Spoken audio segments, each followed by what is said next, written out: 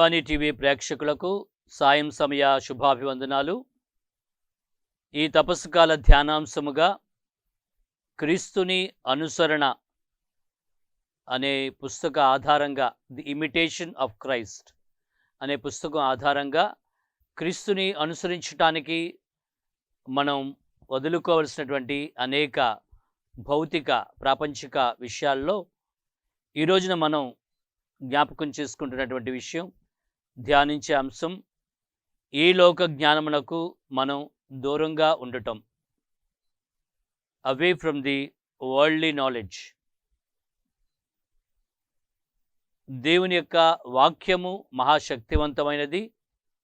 శక్తివంతమైనటువంటి ఈ దేవుని వాక్కుతో, దైవ జ్ఞానంతో మనము మన యొక్క జీవిత విధానాన్ని నడిపించుకుంటూ వెళ్ళేటప్పుడు అనేక భౌతిక విషయాలని, భౌతిక పరిజ్ఞానాన్ని మనం తృణప్రాయంగా చూడటం జరుగుతుంది.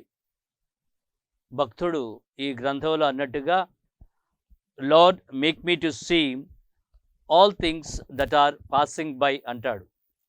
ఈ లోకములో అనేక విషయాలు జరుగుతూ వెళ్ళిపోతూ ఉంటాయి.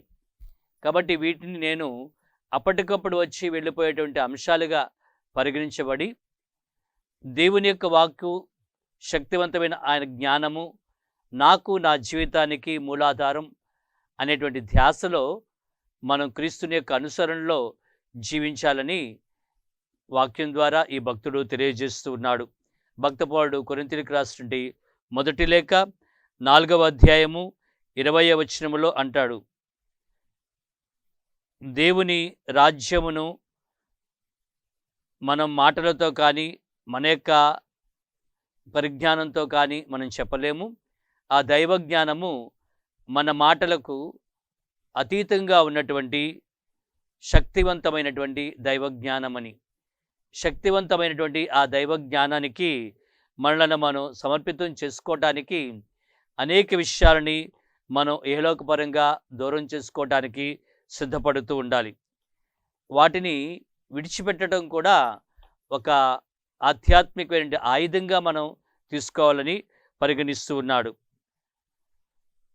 కీర్తనాకారుడు 94వ కీర్తన 10వ వచనంలో చెప్పినట్టుగా, I am the one who teaches man knowledge. భగవంతుడే మనకు ఈ పరిజ్ఞానాన్ని ఇస్తూ ఉన్నాడు. అతడు మనకు అన్ని విషయాల్ని కూడా బోధిస్తూ ఉన్నాడు. అయితే అనేక పర్యాయములు ఇహలోకపరమైనటువంటి అంశాలు, వాటిని మనం చీకటి భావాలుగా పరిగణించినట్లయితే, ఈ చీకటి పరిజ్ఞానం, ఈ చీకటి అంశాలు దైవ జ్ఞానాన్ని కనిపించకుండా, బయలుపడకుండా కప్పేటువంటి ప్రయత్నం చేస్తుందని కొరింథీయులకు రాసిన మొదటి లేఖ 4వ అధ్యాయము 5వ వచనంలో మనం చూస్తున్నాం. Hidden things are made manifest. ఈ విధంగా చీకటి శక్తుల చేత పూర్తిగా బయటకు బయలుపడినటువంటి, దాచబడినటువంటి అనేక విషయాలని ప్రభు మనకు బహిర్గతం చేస్తాడు.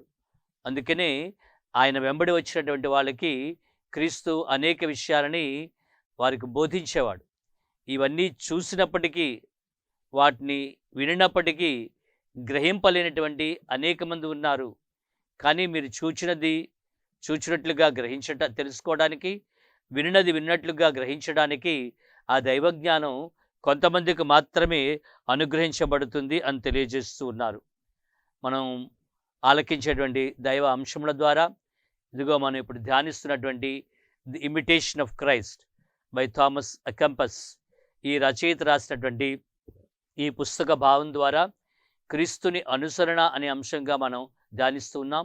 ఇటువంటి మహా అద్భుతమైనటువంటి ఆధ్యాత్మిక గ్రంథాల పరిజ్ఞానం ద్వారా కూడా మనం దైవ జ్ఞానాన్ని లోతుగా తెలుసుకోవడానికి అవకాశం ఉంటుంది. అయితే ఈ రెండింటి మధ్య కూడా మనకి ఎప్పుడు కూడా ఒక క్లాష్, ఒక ఆర్గ్యుమెంట్, రెండింటి మధ్య కూడా ఒక వాగ్వివాదం జరుగుతూ ఉంటుంది. ఈ రెండు శక్తుల మీద ఒక క్లాష్, ఒక పోరాటం అంటూ జరుగుతుంది. ఈ ఆర్గ్యుమెంట్స్, ఈ వాగ్వివాదాలు జరుగుతూ ఉండేటప్పుడు, అంతర్యుద్ధం జరిగేటప్పుడు, ఈ క్లాష్ మన జీవితంలో వచ్చేటప్పుడు దాన్ని ఎదుర్కోవటానికి శక్తివంతమైనటువంటి దేవుని యొక్క మాటలు, దేవుని యొక్క వాక్యము మనకు వినబడుతూ ఉందని. ఈ జ్ఞానము కొరకు మనము ప్రార్థించాలని వాక్యం కూడా మనకు తెలియజేస్తుంది. To grant this heavenly knowledge, ఆత్మీయమైనటువంటి దేవుని యొక్క రాజ్యానికి మనం చేర్చగలిగినటువంటి ఈ ఆత్మ పరిజ్ఞానంతో మనను నింపమని, to learn about the divine things, ఈ ఆధ్యాత్మిక అంశాలని తెలుసుకోవటానికి, గ్రహించడానికి ఈ జ్ఞానాన్ని మనకి ఇవ్వండి అని మనం ప్రార్థించాలని ఈ థామస్ ఎకంపస్ రాసినటువంటి పుస్తకం 3వ భాగంలో మరి 24వ చాప్టర్లోను మరియు 43వ అధ్యాయంలో కూడా ఈ విషయాల్ని విశదీకరిస్తూ ఉన్నాడు. 43వ అధ్యాయంలో 43వ చాప్టర్లో వివరించేటప్పుడు ఇహలోక విషయములన్నీ కూడా క్షణభంగురమని మనం దాటుకుంటూ వెళ్ళిపోతేనే మనకు దైవజ్ఞానం ఇవ్వండి అని అడగాలని. These are all passing things అని ఈ 43వ అధ్యాయంలో వివరిస్తూ ఉన్నాడు. ఇవి క్షణభంగురం. ఈరోజు ఉండేటువంటి విషయం, ఈరోజు ఉండేటువంటి పరిజ్ఞానం, ఈరోజు ఉండేటువంటి న్యూస్ పేపర్ న్యూస్, ఈరోజు మీడియా వచ్చిన న్యూస్ రేపటికి ఇంపార్టెంట్ కాదు. వాటి యొక్క ఇంపార్టెన్స్ మారిపోతూ ఉంటుంది, ఎప్పటికప్పుడు దాటుకుంటూ వెళ్తున్నాయి. కానీ నిత్య జ్ఞానము, భగవంతుడి ఇచ్చేటువంటి సత్యజ్ఞానము ఎప్పుడూ మనతో ఉండేటువంటివి. అవి మనం కావాలని కోరుకునేటప్పుడు భూమి ఆకాశములను, సముద్ర చంద్రులను, సమస్తమును కూడా సృజించినటువంటి నీవు నిత్యము ఉండేవాడు. కానీ ఇతరత్రా సృష్టించబడిన ఏవి కూడా నిత్యము ఉండేవి కావు. వీటిని సృష్టించినటువంటి సృష్టికర్త మాత్రమే, భగవంతుడు మాత్రమే ఆదియును అంతమును నేనే అన్నాడు. అల్ఫాయును ఒమేగాయు నేనే అన్నాడు. ఈ పరిపూర్ణ జ్ఞానమునకు నిధి ఆ భగవంతుడు. కాబట్టి ఆ నిధిని మనం కావాలని కోరుకోవాలని ఉపదేశకుడి గ్రంథము 2వ అధ్యాయము 11వ వచనములో అంటాడు. లేదేని మనకు తెలుస్తుంది ఒక స్థాయిలో, వ్యర్థము, అంతా వ్యర్థమే, ఈ శ్రమంతా కూడా వ్యర్థమే, ఇది గాలికై మనం ప్రయాసపడినటువంటిదే. ఆ గాలి వచ్చినప్పుడు అవన్నీ కూడా ఎగురుకుంటూ వెళ్ళిపోతూ ఉంటాయని మన వాక్యంలో జ్ఞాపకం చేసుకుంటూ ఉన్నాము. ఇదే అంశంలో పుస్తకంలో 3వ భాగంలో 27వ అధ్యాయంలో 3rd book 27th chapter అందులో ఈ విషయాన్ని తెలియజేస్తూ ఉన్నాడు. ప్రభు, నాకు తగు విజ్ఞతను దయచేయండి. బాటకపు మాటలు, నమ్మించే మాటలు, అబద్ధాలు చెప్పే మాటలు అనేకము ఇతర వ్యక్తుల నుంచి ఉంటాయి. ఈ బూటకపు మాటలు, నమ్మకం కలిగించినటువంటి యొక్క మాటలు, అసత్యపు మాటలని గ్రహించటానికి, వీటిని నేను గ్రహిస్తూ దైవజ్ఞానంతో వెళ్ళడానికి నాకు తగు ఓర్పును దయచేయండి. నేను ఎదుర్కోవలసిన వాటిని, నన్ను ఆటంకపరిచే వాటిని తట్టుకోవడానికి కూడా నాకు లోక పరిజ్ఞానాన్ని దయచేయండి అని మనం అడగాలని ఈ గ్రంథంలో తెలియజేయబడుతుంది. 43వ చాప్టర్లో నీ అతిపెద్ద తప్పిదాలను వదిలివేయగల జ్ఞానమును సంపాదించుకోవడంలో కూడా మనం ప్రభువుని అడుగుతూ ఉండాలి. నీవు నీ అతి తప్పిదాలని గ్రహించటానికి, వాటికి నువ్వు బానిసవై ఉండేటప్పుడు కొన్నిసార్లు అది నీకు తప్పని అనిపించకపోవచ్చు, లేదా అలవాటుగా మారిపోతూ ఉండవచ్చు. వాటిని నీవు తెలుసుకోవడానికి కూడా ఈ దైవజ్ఞానము నీకు అవసరమని, నీవు ఎంత చదివినా, ఎన్ని డిగ్రీలు సాధించినా, బాలుడి వలె వినయముతో నా చెంతకు వచ్చినప్పుడు నేను నీకు తగు వివేకమును ఇచ్చేదనని ఈ పుస్తకంలో వాక్యం చెప్తుంది. బాలుడవై, నీవు వినయవంతుడవై నా చెంతకు వచ్చినప్పుడు నీకు తగినటువంటి విజ్ఞానమున విషయాన్ని, ఈ చీకట్లో ఉన్నటువంటి విషయాల తాలూకా వ్యత్యాసాన్ని తెలుసుకోవడానికి నేను నీకు శక్తినిస్తానని ఈ పుస్తకంలో మనకు తెలియజేయబడుతూ ఉంది. కావున ఈ అంశాన్ని మనం ధ్యానిస్తూ, దేవుని స్తుతిస్తూ వచ్చిన గీతం ద్వారా ఇవన్నీ అనుగ్రహించేది ప్రభు నీవే అని జ్ఞాపకం చేసుకుందాం.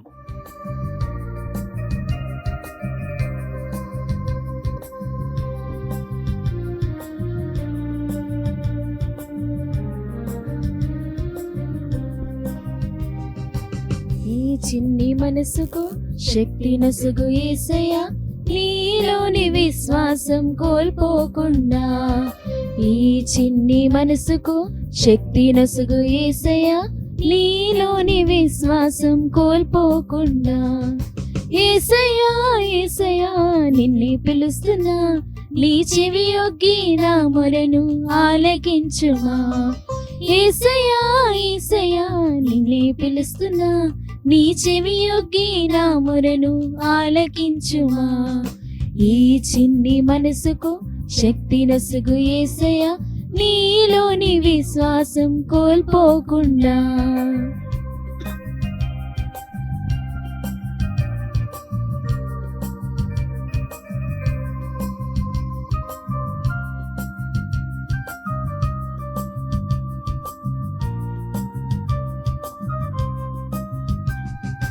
నా తల్లిదండ్రులు నన్ను వదిలిపెట్టిన, నా తల్లిదండ్రులు నన్ను వదిలిపెట్టిన, నీవు నన్ను మరువనని వాగ్దానమిచ్చితివి, నీవు నన్ను మరువనని వాగ్దానమిచ్చితివి. నాలో జరుగుతున్న కార్యములన్నీ నాకే అర్థం కాలేదే నా యేసయ్యా, నాలో జరుగుతున్న కార్యములన్నీ నాకే అర్థం కాలేదే నా యేసయ్యా.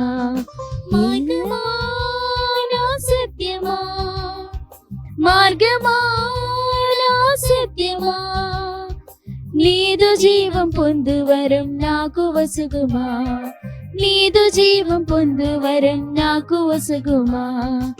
ఈ చిన్ని మనసుకు శక్తి నొసగు యేసయ్యా, నీలోని విశ్వాసం కోల్పోకుండా. ఈ చిన్ని మనసుకు శక్తి నొసగు యేసయ్యా, నీలోని విశ్వాసం కోల్పోకుండా.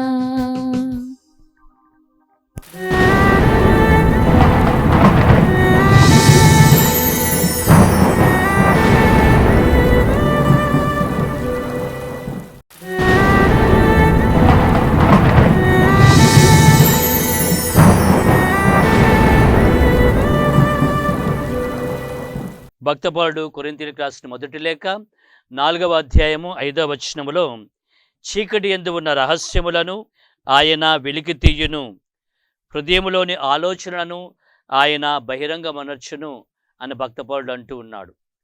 కావున ఈ దైవ శక్తి మనలో ఉండేటప్పుడు, దైవ జ్ఞానం మనలో ఉండేటప్పుడు ఈ వ్యత్యాసమును మనం గ్రహించగలమని తెలుసుకుంటూ ఉన్నాము.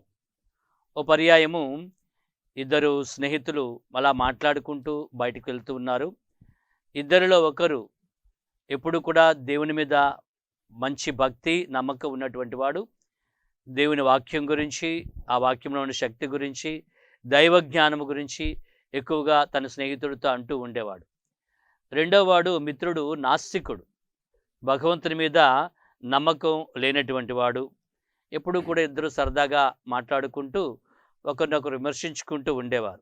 అయితే ఈ నాస్తికుడు సబ్బులు తయారు చేసే ఫ్యాక్టరీ యజమాని.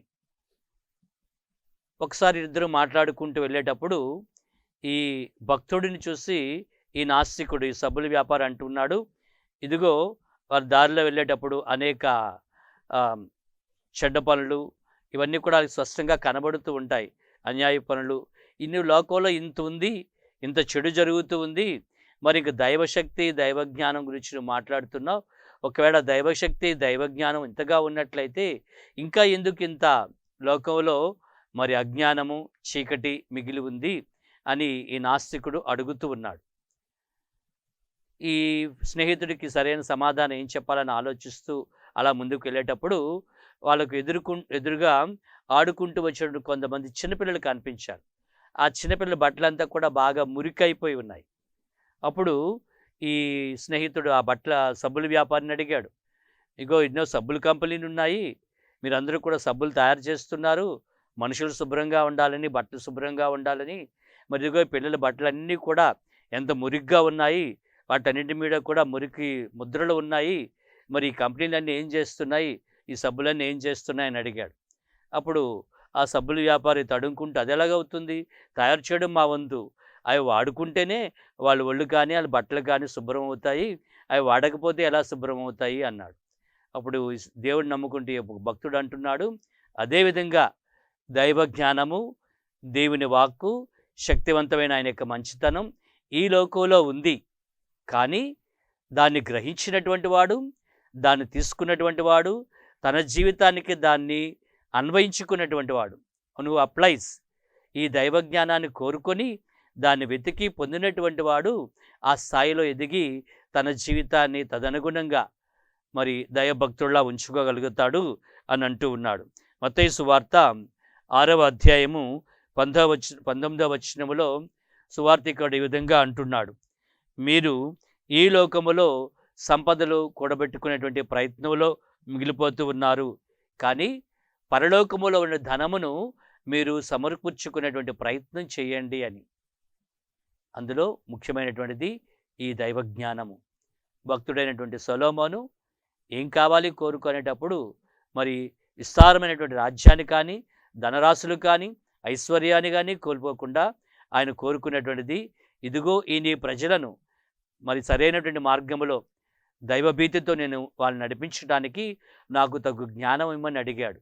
ఆయన మహాజ్ఞాని కాబట్టి, దైవజ్ఞానాన్ని గ్రహించి ఉన్నటువంటి భక్తుడు కాబట్టి ఆయన ఆ జ్ఞానాన్ని దేవుని నుండి కోరుకుంటూ ఉన్నాడు. సామెతల గ్రంథము 23వ అధ్యాయము 20వ వచనం మనం చూసినట్లయితే, మరి మంచిని కోరుకునేటువంటి వాడు, దైవజ్ఞానాన్ని కోరుకుంటూ ఉన్నటువంటి వాడు దీవించబడుతూ ఉన్నాడని. దుష్టునికి మంచి రోజులు లేవు, అతని దీపము గుప్పున ఆరిపోవును.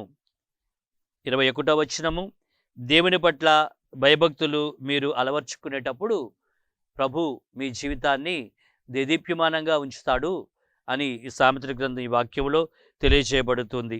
అలాగనే సామెతల గ్రంథము 23వ అధ్యాయము 27వ వచనంలో మనం చూసినట్లయితే, మొదట నీ పొలమును సిద్ధము చేసుకొని జీవభారమును నీవు బడియము.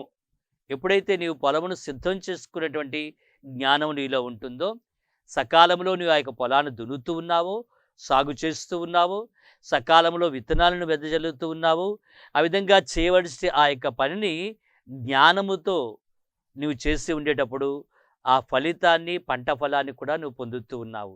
అదేవిధంగా నీ అంతరంగం అనేటువంటిది, నీ ఆత్మీయ జీవనం అనేటువంటి ఈ పొలాన్ని, నీ హృదయాన్ని నీవు తగు విధంగా సాగు చేసినప్పుడు నీ ఆత్మీయ జీవితం కూడా ఫలభరితంగా ఉంటుందని తెలియజేస్తూ ఉన్నాడు. సోమరిపోతువై మూర్ఖుడనైన ఒకని పొలము ప్రక్కన నువ్వు విడిచిపెట్టినట్టుగా ఆ పొలము విడిచిపెట్టినట్లయితే ఆ పొలము చుట్టూ ముండ్ల పొదలు పెరిగెను, చుట్టూ ఉన్న రాతిగూడ కూడా కూలిపోయాను. అంటే ఆ పొలం మీద ఎవరు శ్రద్ధ తీసుకోలేదు, దాన్ని సాగు చేయలేదు, ఆ ముండ్ల పొదలన్నీ కూడా పెరిగాయి, చుట్టూ ఉన్న గోడ కూడా, బురుజు కూడా కూలిపోయింది అనే రీతిలో జీవితాన్ని ఈ దైవజ్ఞానం లేకుండా మనం నడిపించేటప్పుడు అటువంటి నష్టాన్ని మనం తీసుకుంటూ ఉన్నాము. 1 యోహాను 2వ అధ్యాయము 15, 16, 17 వచనాలలో ఈ విధంగా భక్తుడు తెలియజేస్తూ ఉన్నాడు, ఐహికమగువైన దానిని దేనినైనను నీవు ప్రేమించకూడదు, అది ప్రేమించిన వాడు దేవుని ప్రేమను పొందలేడు అంటున్నాడు. యోహాను రాసిన 1వ లేఖ 2వ అధ్యాయము 15వ వచనంలో ఈ లోకమైన వాటిని నువ్వు ప్రేమించేటప్పుడు, వాటి కోసం నువ్వు శ్రమించేటప్పుడు, ఆ ప్రేమలో నువ్వు మ్రగ్గేటప్పుడు దేవుని ప్రేమను నీవు పొందడానికి యోగ్యుడు కాలేకపోతున్నావని వాక్యం హెచ్చరిస్తూ ఉంది. తదుపరి 16వ వచనంలో మనం చూస్తున్నాం, భౌతికమైన సమస్తమును, శారీరక వ్యామోహమును, దృష్టి వ్యామోహమును, జీవితమందలి నీవు ఇవన్నీ కూడా నువ్వు పొందుతూ వాటిలో నువ్వు చూస్తూ ఉన్నట్లయితే ఇవి తండ్రి దేవుని నుండి వచ్చినవి కావని నీవు గ్రహించేటువంటి కాలం వస్తుంది. ఈ కోరికలో నువ్వు మ్రగ్గి జీవించినట్లయితే నువ్వు తెలుసుకునే జ్ఞానం వచ్చేటప్పటికీ ఇవి దేవుని నుండి వచ్చినవి కావు, ఇవి శైతాను నుంచి వచ్చినటువంటివి, లోక ఆశలు, ఈ లోక జ్ఞానముతో మిళితమై ఉన్నటువంటివని నీవు గ్రహిస్తూ ఉన్నావు. 17వ వచనంలో చూసినట్లయితే భక్త యోహాను రాసిన 1వ లేఖ 2వ అధ్యాయము 17వ వచనంలో, ఈ ప్రపంచమును దానిలోని సమస్తమును గతించును, కానీ దైవబంధముతో దైవజ్ఞానముతో ఉన్నవాడు శాశ్వత జీవి అగును అని వాగ్దానాన్ని ఇస్తూ ఉన్నాడు. కావున ప్రియా దైవ ప్రజలారా, మనకు దేవుడిచ్చినటువంటి ఈ జ్ఞానముతో ఈ లోకంలో మనం జీవిస్తున్నాం, ఈ లోక అనేక విషయాల్ని మనం తెలుసుకోగలుగుతున్నాం, గ్రహించగలుగుతున్నాం. చూచినది చూసినప్పుడు విన్నది విన్నప్పుడు వాటిని గ్రహించి లోక సంబంధమైనది ఏమిటి, భగవంతునికి అభీష్టమైనది ఏమిటి, దైవజ్ఞానంలో పెరిగేటప్పుడు ఈ రెండింటి మధ్య నేను ఎటువంటి నిర్ణయాన్ని తీసుకోవాలి అనేటువంటి దైవజ్ఞానాన్ని కోరుకునే వ్యక్తి, శక్తివంతమైన దేవుని వాక్కు చేత నడిపించబడిన వ్యక్తి ఈ రెండింటి మధ్య జరిగే పోరాటంలో, ఆ యొక్క యుద్ధంలో, ఆ క్లాష్లో తను బలంగా పోరాడి దైవజ్ఞానంతో ఎదిగేటువంటి అవకాశం మనం పొందుతూ ఉన్నాము. ఇందు నిమిత్తమై ఈ తపస్కాల దినములో ఈ రోజున మనం ప్రార్థన చేద్దాం, ప్రభుని అడుగుదాం. తండ్రి దేవా, ఇదిగో అనేక భౌతిక విషయాలలో, ప్రాపంచిక విషయాలలో నేను ఉన్నప్పటికీ, ఇవన్నీ కూడా నేను తెలుసుకుంటూ ఉన్నప్పటికీ, వీటన్నిటినీ కూడా నేను దాటుకుంటూ, వీటన్నిటినీ కూడా నేను అధిగమిస్తూ దైవీకమైన జ్ఞానమును, దేవుని యొక్క అనుగ్రహంతో నన్ను పరిపూర్ణముగా వెలుగులోనికి నడిపించే శక్తిని ఇవ్వండి దేవా అని మనం ప్రార్థించాలి. ఈ రోజున మనం వ్యక్తిగతంగా తీసుకునే టాస్క్లో, మనం చేయాలనుకుంటే పనిలో మనం ఆత్మపరిశీలన చేసుకుందాం. వేటిని మనం విడిచిపెట్టాలి, వేటిని మనం దూరం చేసుకోవాలని ఉపదేశకుడు మొదటి 2 అధ్యాయాల్లో ఈ విషయాన్ని చెప్తాడు. 2వ అధ్యాయం 11వ వచనం చివరికి అంటాడు, నేను ఎన్ని సాధించినా ఇవన్నీ చేసిన కృషి అంతా కూడా వ్యర్థమే, గాలికి కొట్టుకుని ఎగిరిపోయేటువంటిది. సూర్యుడి కింద చూసినట్టయితే ఇవన్నీ కూడా వ్యర్థమే. అంటే భగవత్ సృష్టిలో ఇదంతా కూడా నిష్ప్రయోజనంగానే కనబడుతుంది. వాటిని గ్రహించే జ్ఞానమునివ్వండి. ఆ దైవ జ్ఞానంతో ప్రభువా, నేను నీకు సన్నిహితంగా ఎదిగే బిడ్డగా దీవించండి మనం ప్రార్థన చేసుకుందాం.